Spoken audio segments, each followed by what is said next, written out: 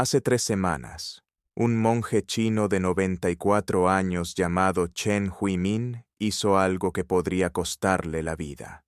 Tras 6 décadas de silencio, reveló por fin lo que está escrito en los textos prohibidos que se encuentran ocultos bajo su monasterio en la provincia de Qinghai. Textos que describen el monte Kailash no como una montaña, sino como una máquina. Una estructura antigua colocada deliberadamente sobre la tierra por seres que existieron mucho antes que la humanidad. Y según esos textos, esa máquina sigue funcionando. Los monjes la llaman el punto de anclaje.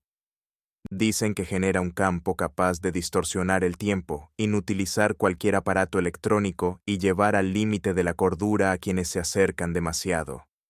Afirman que alpinistas que pasaron 12 horas en sus laderas regresaron envejecidos varias décadas. Sus órganos se deterioraron. Su cabello se volvió completamente blanco. La mayoría de ellos falleció en un plazo de 2 años. Pero hay algo que los monjes nunca le habían contado a nadie hasta ahora. Hay algo enterrado bajo esa montaña. Algo que los textos denominan la semilla del próximo mundo. Y la montaña lo está protegiendo. La distorsión del tiempo. Las manos del maestro Chen temblaban mientras describía lo que los textos antiguos dicen sobre el tiempo en las cercanías del monte Kailash. Su intérprete tuvo que detenerse en 2 ocasiones porque el anciano monje seguía haciendo pausas, dirigiendo la mirada hacia la puerta, como si aguardara que alguien irrumpiera y lo silenciara antes de terminar. El tiempo no fluye allí, dijo finalmente. Jala, se acelera, te arrebata lo que jamás podrás recuperar.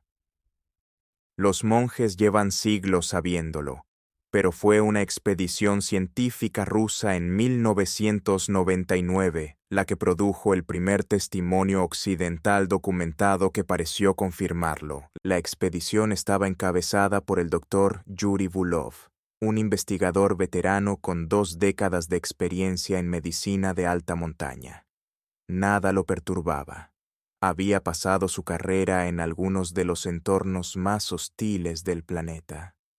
Sin embargo, lo que encontró aquel día lo llevó a abandonar la expedición por completo y a marcharse de la región. Un grupo de alpinistas siberianos había regresado de las laderas del Kailash tras 12 horas en la montaña. Volvieron con el aspecto de haber envejecido 20 años. El cabello que antes era oscuro aparecía salpicado de gris. Las barbas habían crecido semanas más de lo que resultaba físicamente posible. Las uñas les sobresalían notablemente de los dedos. Sus rostros mostraban arrugas profundas, piel caída, la mirada vacía de quienes habían atravesado algo que los había quebrado por dentro.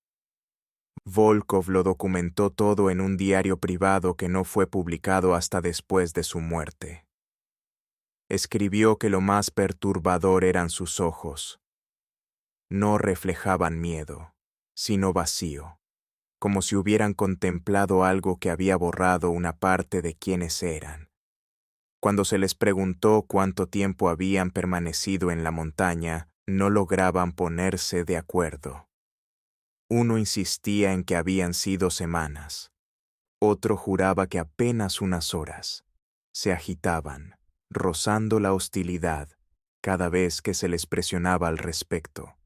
Volkov ordenó exámenes médicos completos antes de que los alpinistas abandonaran la región. Los hallazgos contradecían todo lo que la ciencia médica comprende sobre la biología humana. Sus órganos presentaban un deterioro propio de hombres de 80 años. El daño celular que normalmente requiere décadas se había producido en apenas medio día. Los marcadores en sangre mostraban un estrés biológico extremo, como si sus cuerpos hubieran atravesado varios años de envejecimiento en una sola tarde. En el transcurso de 2 años, cada uno de aquellos escaladores había fallecido. Fallo cardíaco, colapso de órganos, condiciones que simplemente no se presentan en hombres sanos de 30 y tantos años. La única variable que los conectaba a todos eran esas 12 horas en el monte Kyash. Lo que convierte esto en algo médicamente relevante es el concepto del acortamiento acelerado de los telómeros. Los telómeros son las estructuras protectoras en los extremos de los cromosomas que se van reduciendo de forma natural con el paso del tiempo. El estrés físico y psicológico extremo puede acelerar este proceso, pero la velocidad de deterioro que describen las notas del examen de Volkov sugiere una compresión del proceso de envejecimiento sin ningún precedente en la literatura científica revisada por pares. Los monjes no se sorprendieron en absoluto. Llevaban más de 1000 años documentando este fenómeno. Según el maestro Chen, los textos antiguos describen con precisión una zona de influencia que se extiende 15 kilómetros desde la cima en todas las direcciones. Dentro de ese límite, las reglas físicas normales se quiebran, el tiempo se comprime, los cuerpos envejecen, y algo permanece atento para ver cuánto puede soportar una persona antes de derrumbarse. Aquí hay un detalle que profundiza aún más todo esto. Los peregrinos han recorrido circuitos rituales alrededor de Kyash durante miles de años, convencidos de que cada vuelta completa borra el karma negativo acumulado. La ruta de peregrinación estándar, conocida como el Kora, cubre 52 kilómetros a una altitud superior a los 5000 metros. Budistas tibetanos, hinduistas, jainistas y practicantes Bon la recorren por igual. Lo que casi ninguno de ellos comprende es que los textos antiguos describen esta práctica no en términos metafóricos, sino literales. Recorre el circuito y el tiempo se desplaza de manera medible. Acércate a la cumbre y el tiempo se acelera de forma violenta. La montaña no simplemente te envejece, te arrebata algo que no puedes recuperar.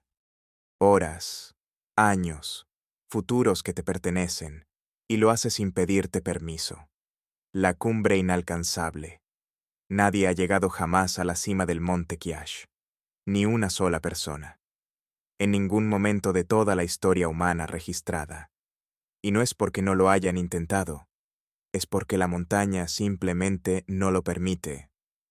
Kyash se eleva a 6.638 metros, lo que en términos del Himalaya representa un desafío técnico relativamente manejable.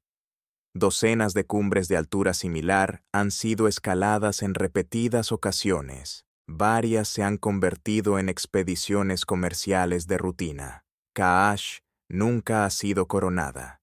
El gobierno chino, que controla el acceso a la región autónoma del Tíbet donde se encuentra Kyash, ha prohibido los intentos de ascenso a la cumbre desde la década de los 80, alegando oficialmente el respeto por su relevancia religiosa. Pero esa prohibición llegó después de décadas de intentos fallidos y de relatos profundamente perturbadores por parte de quienes lo intentaron. El alpinista británico Hugh Rutledge fue uno de los primeros occidentales en documentar formalmente este fenómeno.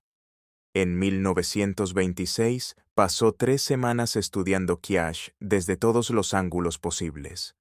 Rutledge era un veterano de las cumbres más peligrosas del Himalaya, un hombre que había mirado a la muerte de frente en acantilados helados sin retroceder jamás.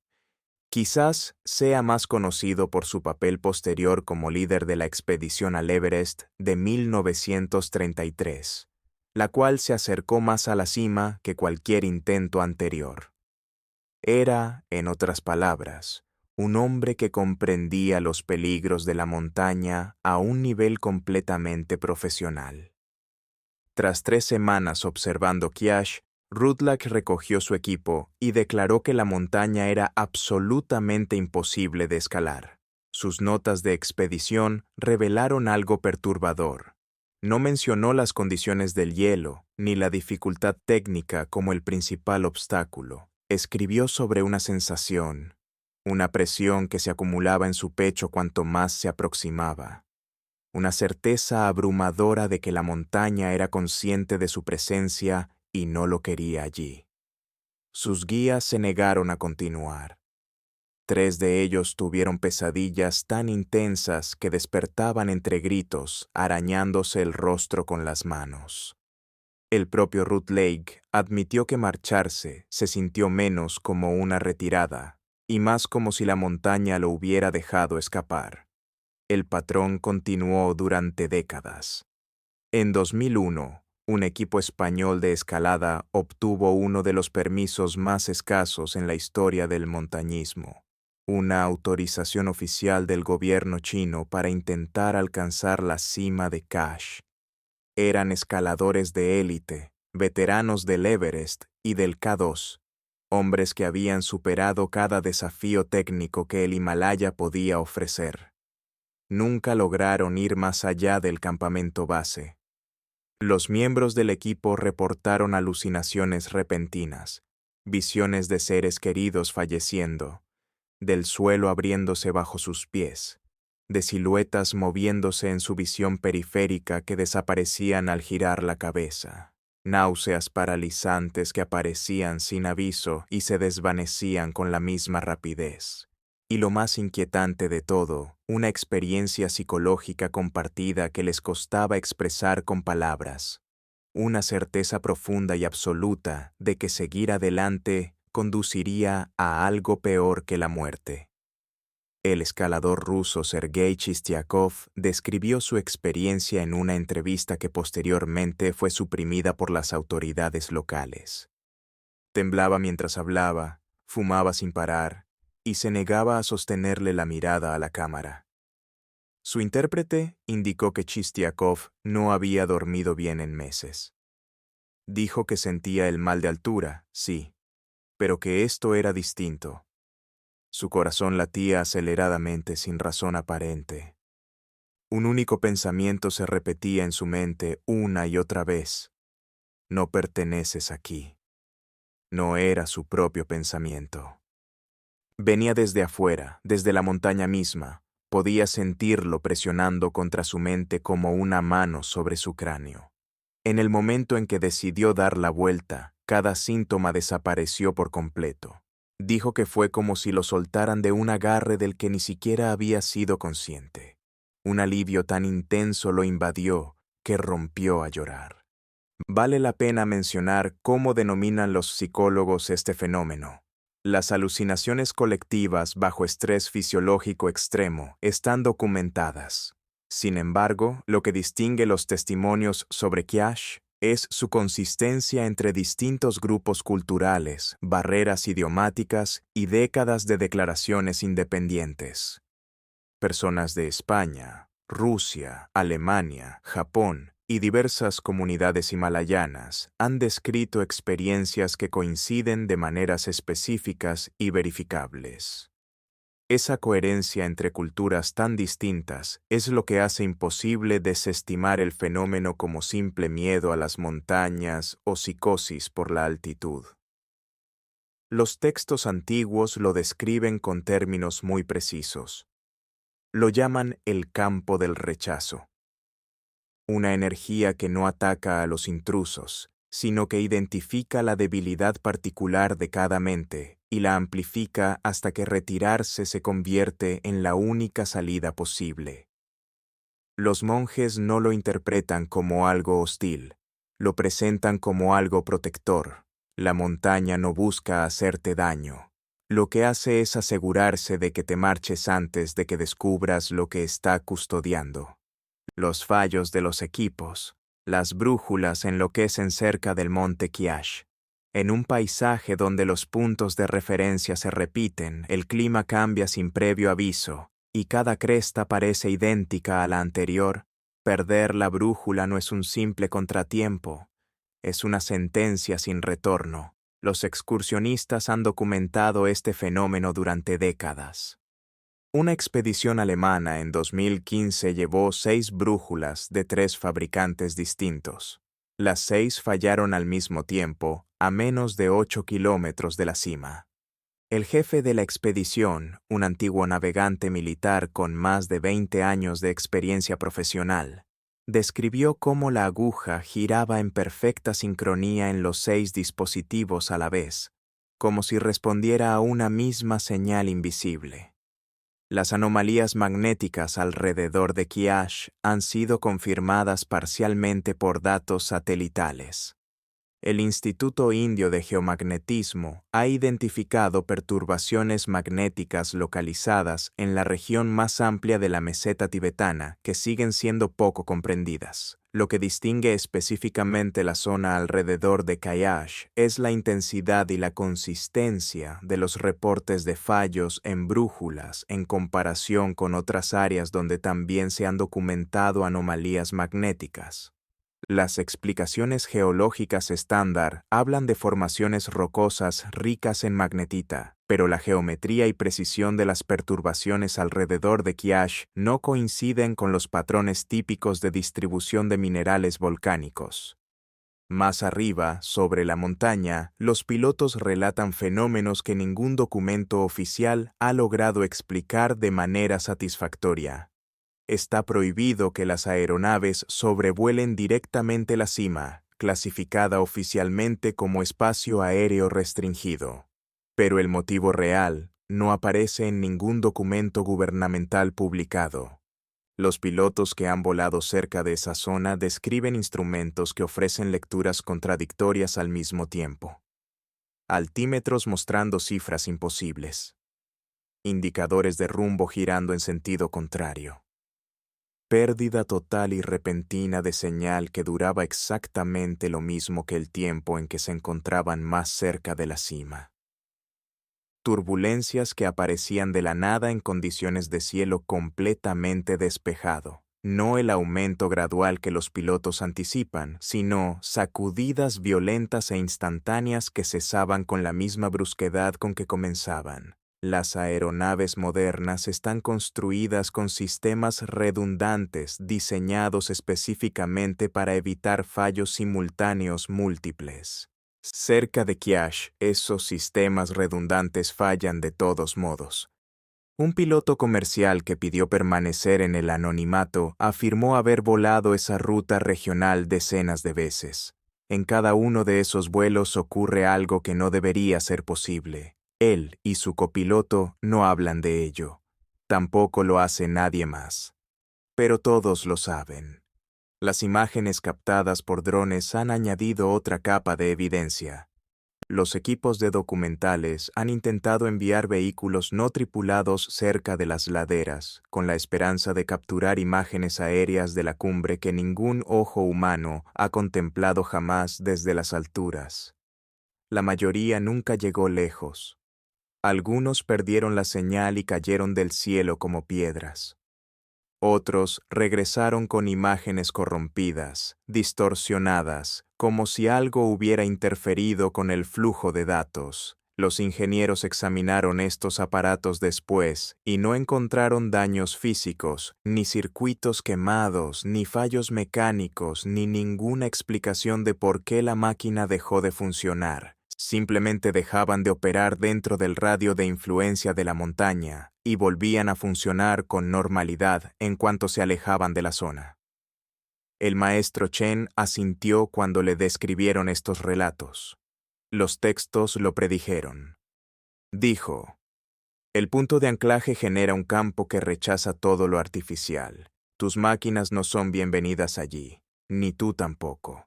Y los monjes afirman que los fallos tecnológicos no son aleatorios, son selectivos. La montaña identifica aquello en lo que los humanos se apoyan para sentirse en control y lo desactiva de forma sistemática. Primero la navegación, luego la comunicación, y finalmente los propios dispositivos.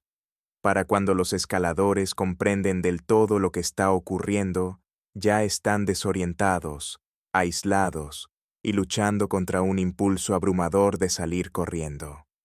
Los dos lagos.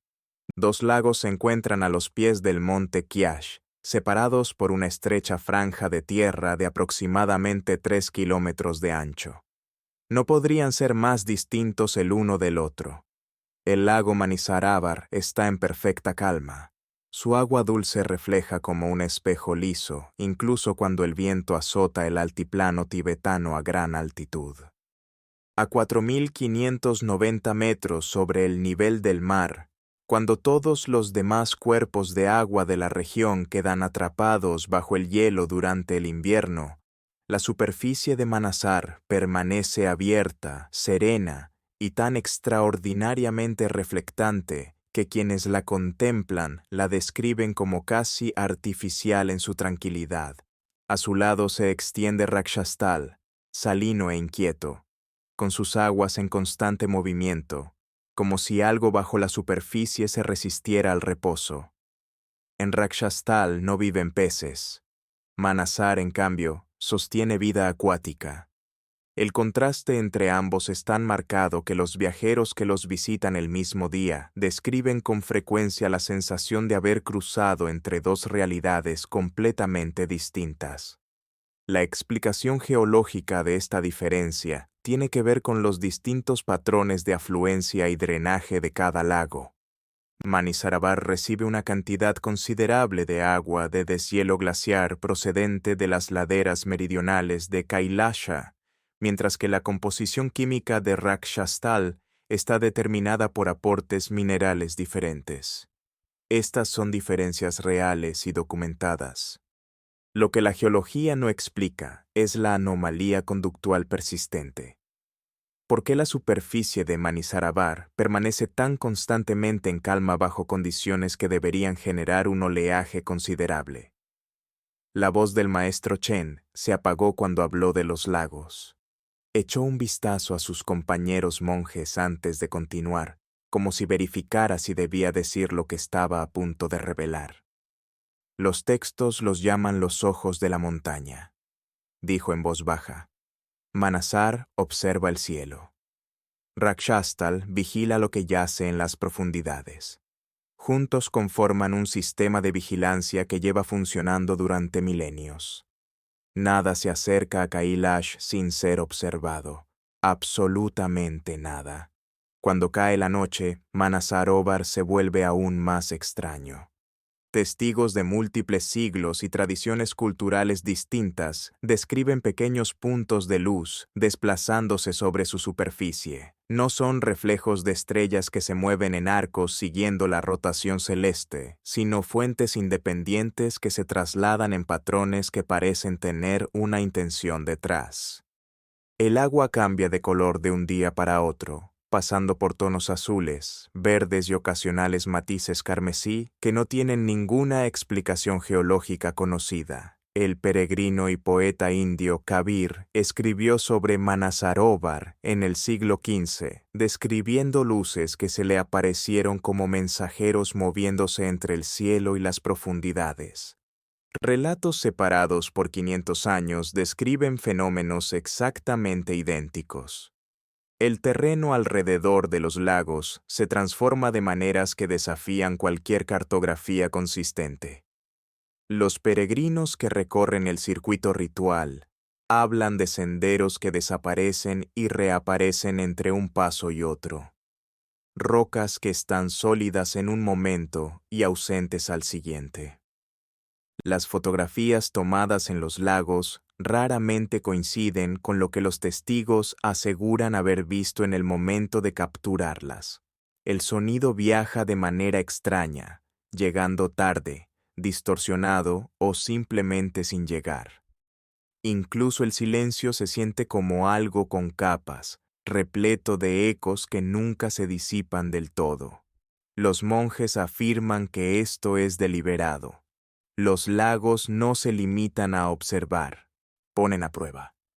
Distorsionan la percepción para determinar si los visitantes merecen conocer lo que se encuentra más allá. La mayoría de las personas fracasa sin siquiera saber que estaban siendo evaluadas. La geometría imposible.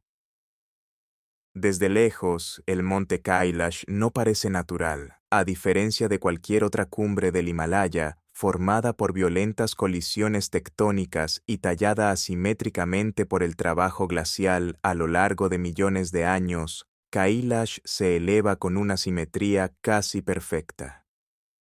4 caras pronunciadas descienden con precisión hacia los puntos cardinales: norte, sur, este y oeste. Los bordes son limpios y proporcionados de una manera que simplemente no debería existir en la naturaleza. Los geólogos que han estudiado esta formación reconocen que, aunque las cumbres piramidales no son del todo desconocidas, la combinación de la simetría bilateral casi perfecta de Kailash, su orientación cardinal precisa y su notable conservación a lo largo de millones de años lo sitúan en una categoría que la escultura glacial convencional tiene serias dificultades para explicar por completo. El maestro Chen extendió un mapa sobre el suelo del monasterio y trazó líneas que parecía conocer de memoria. El punto de anclaje no estaba colocado al azar. Dijo: «Observen». Dibujó una línea desde Kailash hasta la Gran Pirámide de Giza. Al prolongarla, pasaba directamente por Stonehenge.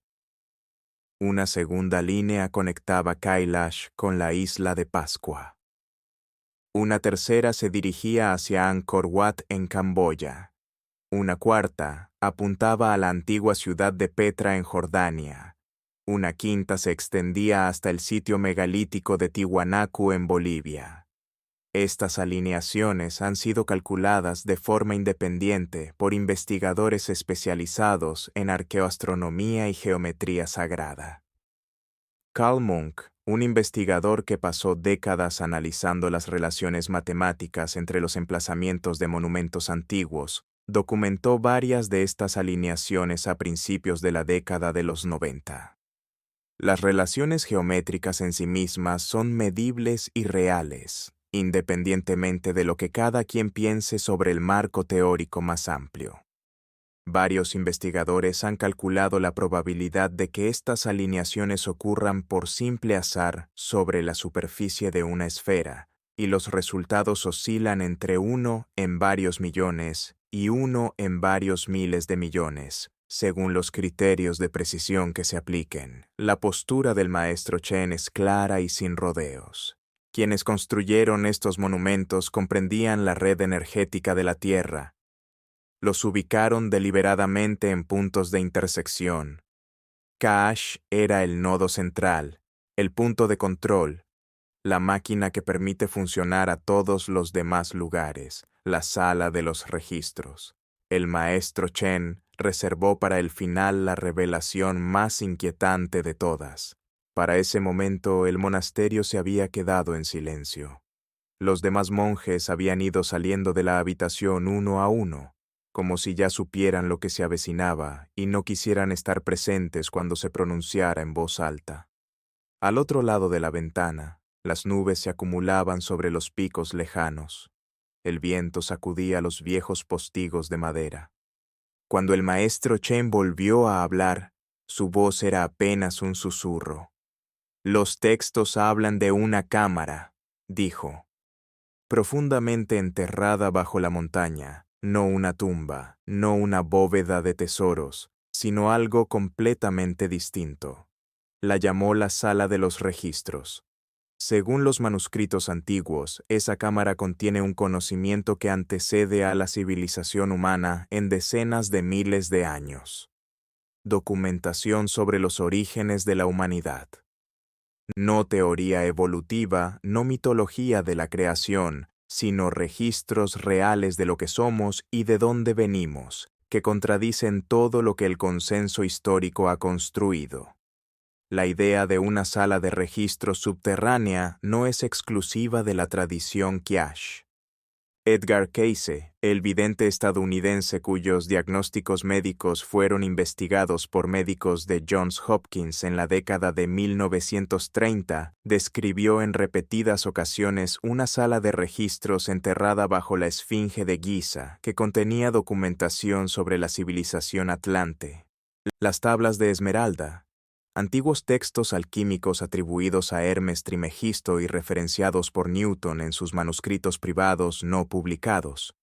Describen cámaras ocultas bajo montañas sagradas que guardan la historia completa de una civilización prehumana. El libro de Enoc, texto religioso judío citado directamente en el Nuevo Testamento y hallado entre los manuscritos del Mar Muerto, describe a seres angélicos que preservan conocimiento bajo las montañas en tablillas destinadas a permanecer ocultas hasta el momento adecuado. El maestro Chen no está solo en lo que los textos bajo su monasterio afirman.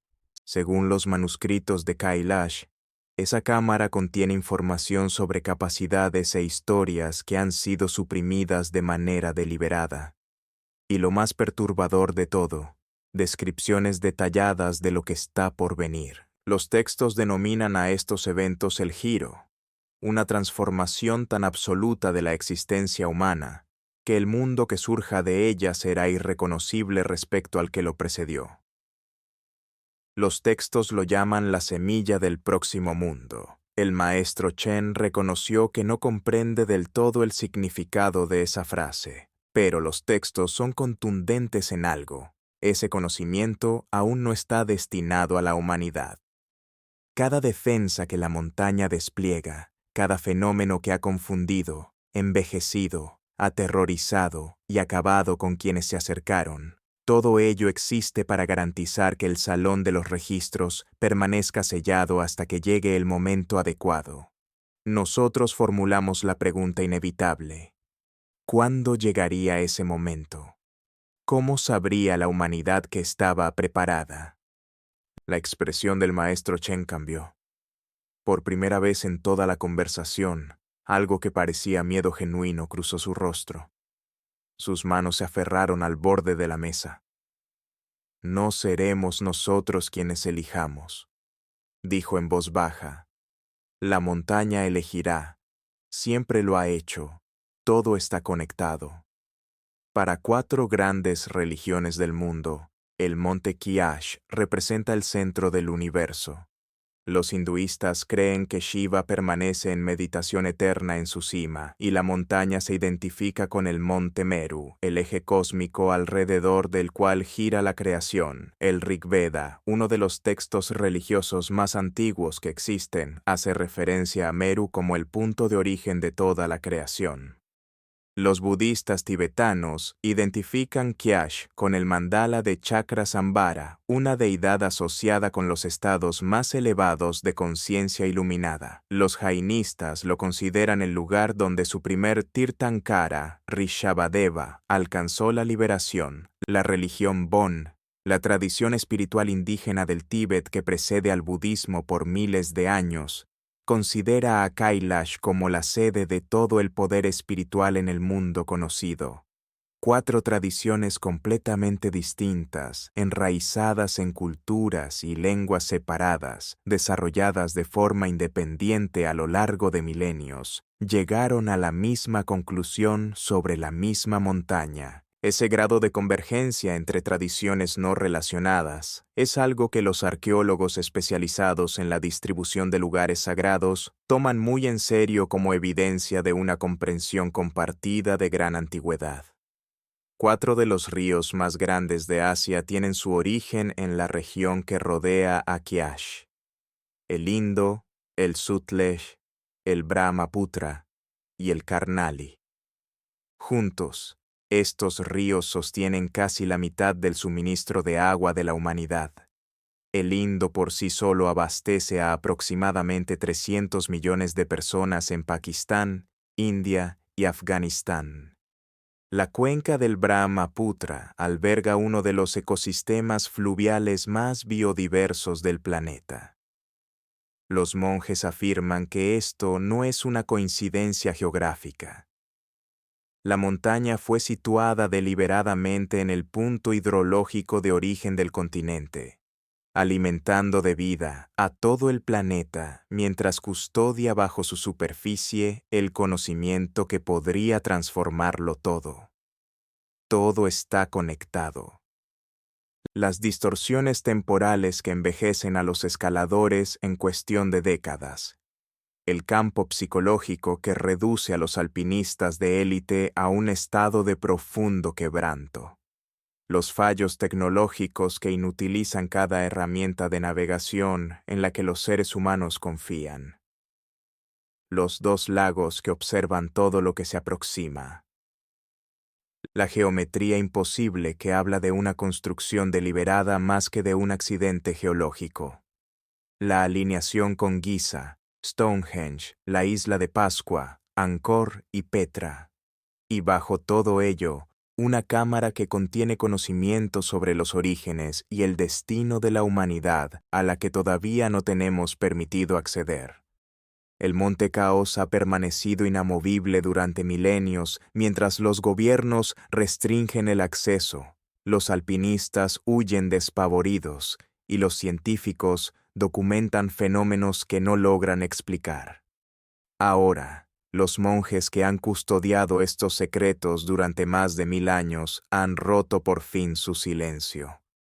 Confirman que la montaña no es natural. Confirman que sigue activa y confirman que algo enterrado bajo ella cambiará por completo nuestra comprensión sobre quiénes somos y hacia dónde nos dirigimos. La pregunta no es si les crees o no.